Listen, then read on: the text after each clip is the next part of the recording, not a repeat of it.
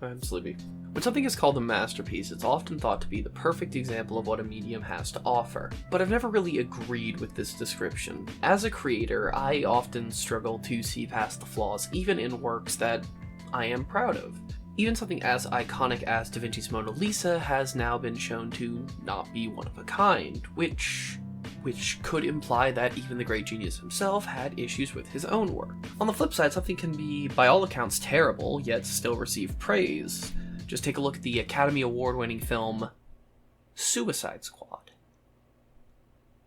True art. But seriously, just because somebody claims something to be good or bad doesn't define whether or not it can be considered enjoyable. In this internet age, it feels like gatekeeping and no true Scotsman arguments are constantly on display, thanks to the large forum that is social media.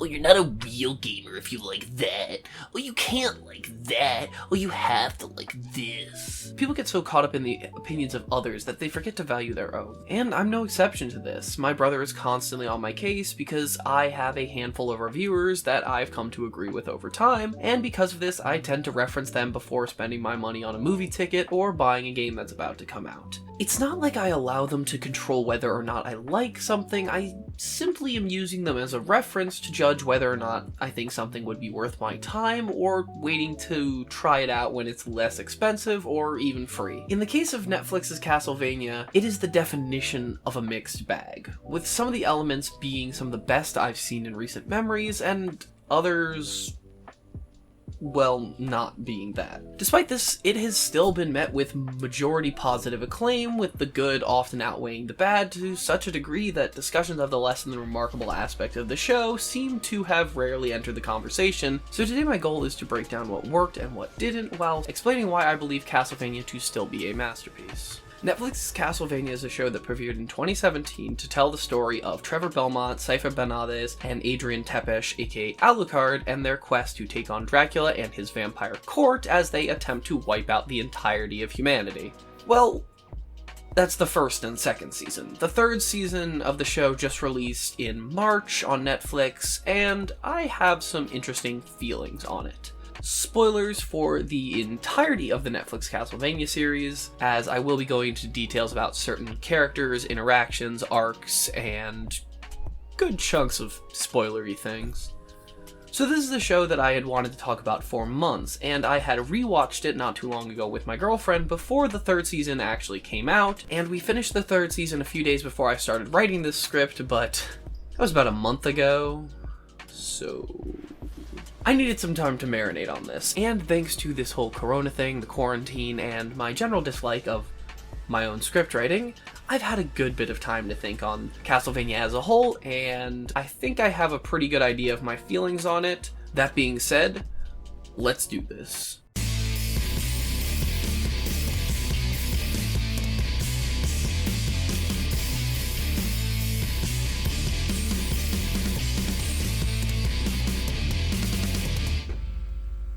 So I recorded that lovely intro before I made the decision to split this video into multiple parts because my script was several pages long and I was more happy with some parts of it than others. And I think that if I split it into different videos, I can spend more time on the specific topics that I want to focus on and less time on making this what would have been a very long video work. So in this first part, what I'm going to do is talk about the production, how the Castlevania show came to be, give some insight and a lot of facts that are pretty easy to find, but I just thought was very interesting, because oftentimes taking a look into the production of a project can give you an idea of how we received the final result that we got. In the case of Castlevania, it was, in simple terms, an absolute mess for nearly a decade before we would even see an episode of the show. The rights for the series were obtained in March of 2007 by Frederator Studios, and at the time the project was vastly different than what it would end up being. It was originally meant to be a direct-to-video film adaptation of Castlevania 3, Dracula's Curse. Certain things like the fact that they wanted the film to be animated but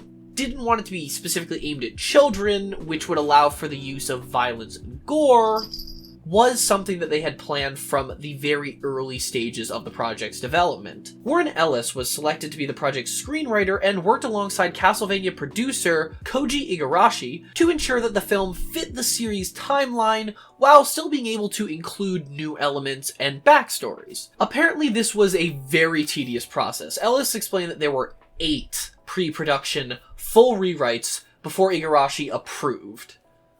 Hot damn. However, it was soon apparent that the story Ellis wanted to tell was not gonna work in an 80-minute movie. So the direction changed. Instead of making one film, the script was broken into a trilogy. This is when production would really begin to struggle, as only the first of the trilogy was greenlit, characters had to be scrapped, and there was even, for a time, a consideration for a theatrical release. So while the script was complete by summer of 2008, the project would see no further progress, even having the production blog deleted without any notice. It wouldn't be until 3 to 4 years later that Adi Shankar would be asked to direct a live-action version of the script, an offer in which he rejected, claiming that it felt 250% wrong, and believing a live-action adaptation would not be right for the series. I personally could not agree with him more. I often feel like animation is overlooked as the best medium for adaptation because it allows for creating a world far better than what could be done within the confines of live action. And this is not to say that you cannot make a strong live-action adaptation. A strong counter-argument for my claim is the Witcher series on Netflix, which has also served to adapt a beloved video game franchise. Though I've only seen a handful of episodes so far, it has rekindled the idea for me that live-action video game adaptations can be more than,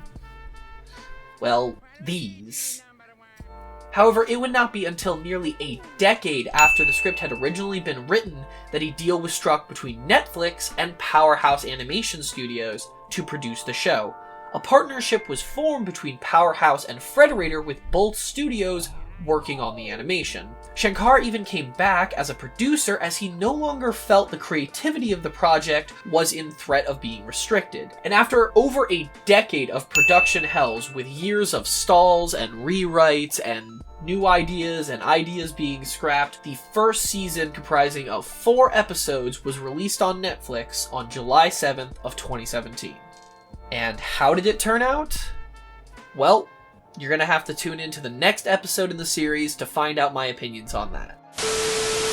Thank you guys so much for supporting this channel. I have been blown away with how fast this channel has been growing. People have been commenting, people have been subscribing, people have been, interacting with me, and I want more of that. So if you have an idea for a video, or you just want to say hi, or you want to give your thoughts and feelings on something that I'm talking about, or something you think I should be talking about, then leave it down in the comments below. I really enjoy the interactive element, more so than I thought I would. I'm no stranger to having discussions online, on Reddit, on comment sections. It's a lot of fun, but doing so on topics that I'm already interested in and having people respond to my opinions on it directly is really cool, and I absolutely love making these videos for you guys. So I hope you guys are enjoying the channel, and hopefully this corona thing isn't affecting your lives too badly. Stay safe, and you guys have a fantastic day.